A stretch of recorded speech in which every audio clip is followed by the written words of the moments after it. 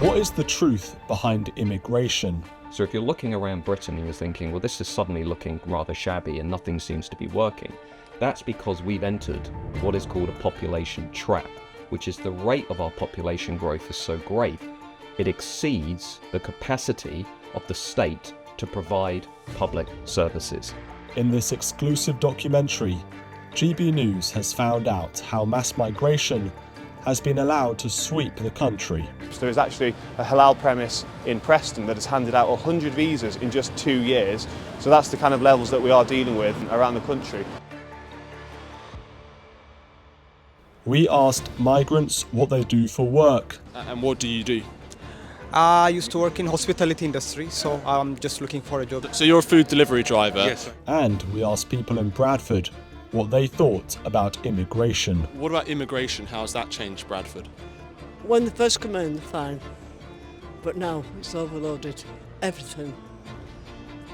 You can't trust anybody.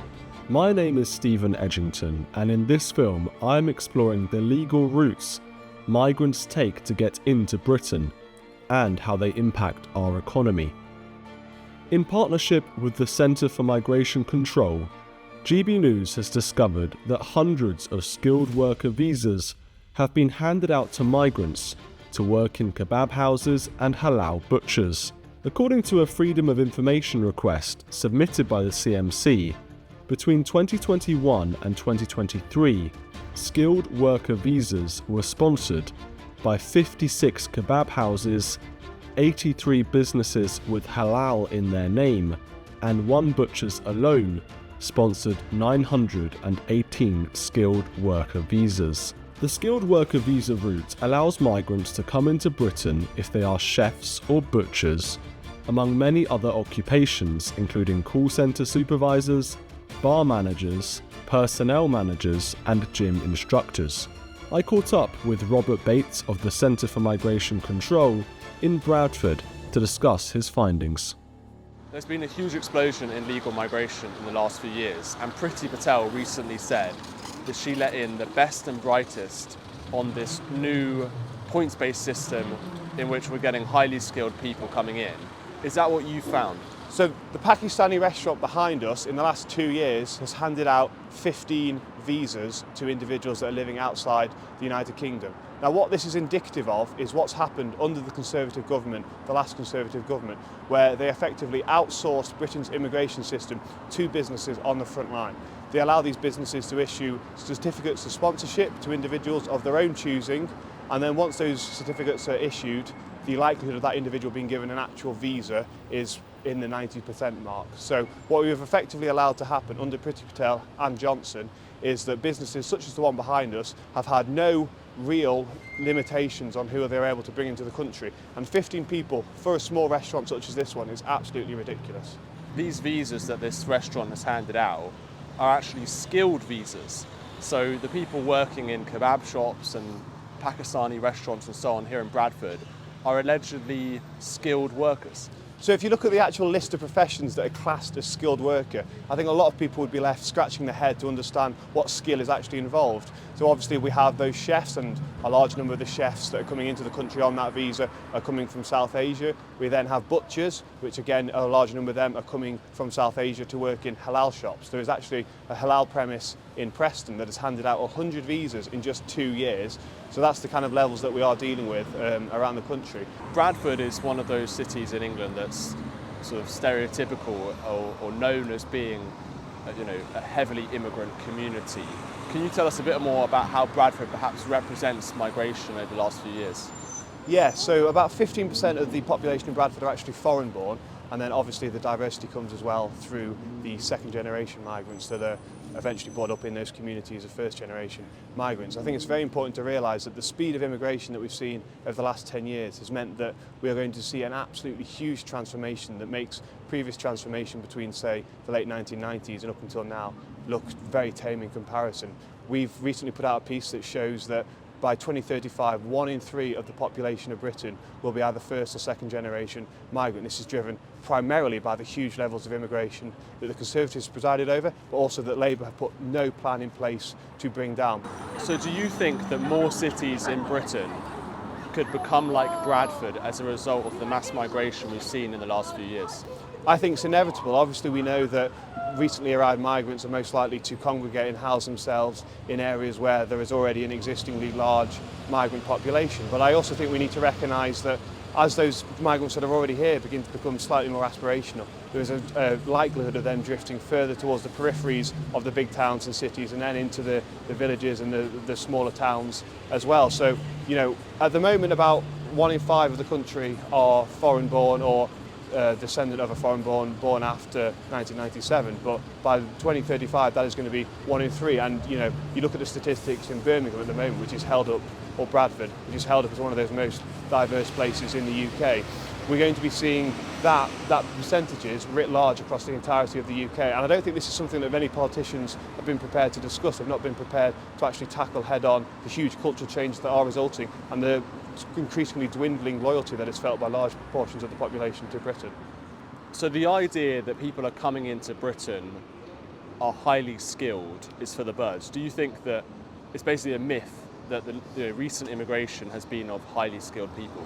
It's a complete myth. It's absolutely ridiculous. It's the biggest misnomer that I've seen in a very long time. About 70% of those people coming into the UK in 2023 were coming in an occupation where they'd be earning a salary less than is needed for them to be making a net positive economic contribution. So that's 70%, and that's not then including the dependents, those coming on student visas that are obviously increasing pressures on public services as well. So the idea that every single individual coming in is far from the case. In fact, it's actually an anomaly for an individual to be coming in to the UK that would arguably fit the description of skilled.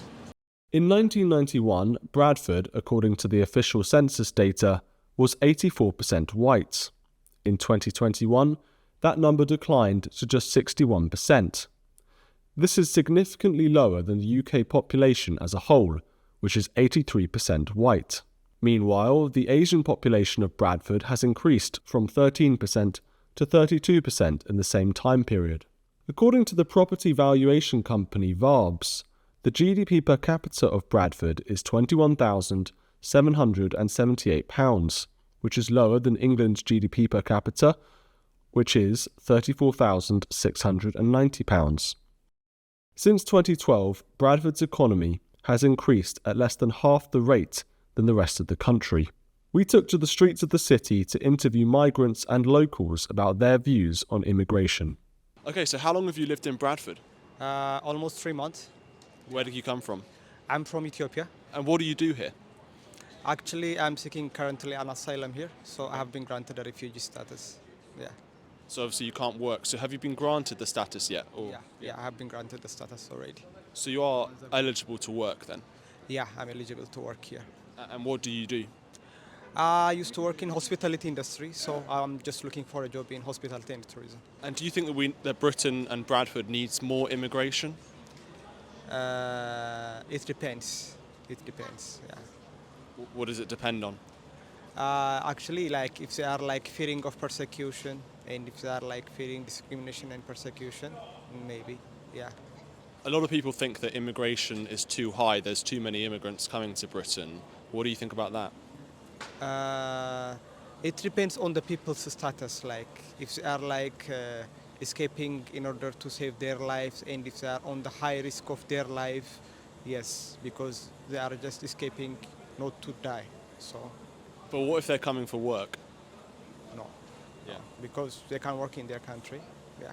Yeah, of course. Yeah. I mean, you do look nice, man. You know what I mean? Oh, you got your Just Eat. So do you work for Just Eat then? I do, yes, yeah. I work for Just Eat. So you're a food delivery driver. Yes, I am. How long have you lived in Bradford? Since 1994, so I am one of the perfect candidates for your interview as well. Like you're talking about immigration and everything, you know. So the immigration was well before those days. It was so easy. Honestly, there wasn't any problems whatsoever. Are you an immigrant? No, I wasn't an immigrant. Yeah. I used to come and go, you know what I mean? Then obviously, when I came here, I applied for a work permit and it was granted to me, you know. So I took the legal channels, you know what I mean? I didn't know. Where did you come from? Pakistan. Pakistan, yes. Okay. Do you feel that there should be more immigrants coming into Britain doing the sort of jobs you're doing? To be honest with you, it's not about this job, okay? Because I had a high-profile jobs as well. Like I said to you, I used to be health and safety rep. Yeah. I used to work for the GMB, which is a union, which is run by Labour, connected with the Labour as well, which is the current government as well. So for the people who are coming immigrant nowadays, yes, they have got a problem. Economy has changed, the world has changed, hardly any jobs for anybody, and for me, to be honest with you, I say whoever wants to work, they will find a job, no matter what. So we're covering a story today about how kebab houses and restaurants here in Bradford are handing out upwards of 15 visas each. We found examples of where they're handing out 15 so-called highly skilled visas to immigrants from places like Pakistan.